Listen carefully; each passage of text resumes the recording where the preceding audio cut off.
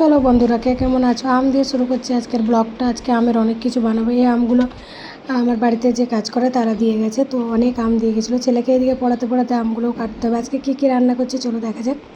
রান্নাতে মাছ নিয়েছিলাম, কাতলা মাছ, তো মাছের ঝোল বানাবো। আর সেদিন যে রেসিপিটা দিয়েছিলাম পটলের ভর্তা, ওটা বানিয়েছি। এটা খেতে গরম ভাতে যা লাগে। কাতলা মাছের মাথাটা অনেক বড়, তাই মাথাটা ভালো করে ভেজে নিতে হবে। এখানে একটুখানি মশলা করে নিয়েছি আর আলু দিয়ে করব।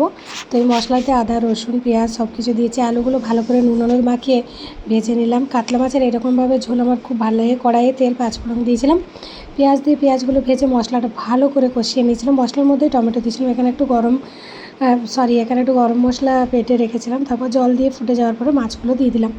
এমনিভাবে মাছের ঝোল কার কার ভালো লাগে অবশ্যই বলবে। আমার তো অনেক ভালো লাগে। আর টাটকা মাছ ছিল যেহেতু, তো টাটকা মাছের এমনি কাতলা টাটকা এমনি ঝোল খুব ভালো লাগে। আমি পটল টটল দিতে পারতাম, বাড়িতে ছিল যেহেতু পটলের ভর্তা বানিয়েছি, তার জন্য আর পটলটা দিলাম না, পটলটা ছেড়ে দিলাম। বাইরে মারাত্মক রোদ। আর এখানে কুঁদরির তরকারি করেছিলাম, কুঁদরি চিংড়ি দিয়ে, আর করেছিলাম কলমির শাক ভাজা, করেছিলাম পটল ভর্তা, ডাল আর মাছ। আজকে রান্নাগুলো বাস এটাই ছিল। তো রান্না কমপ্লিট হয়ে গেছে, এখন আমার আম কাটা হয়নি। এদিকে ছেলেকে পড়তে বসিয়েছি। ছেলেকে আবার জল খাইয়ে দিতে হয়, সে জল খেতে ভুলে যায় বারবার করে।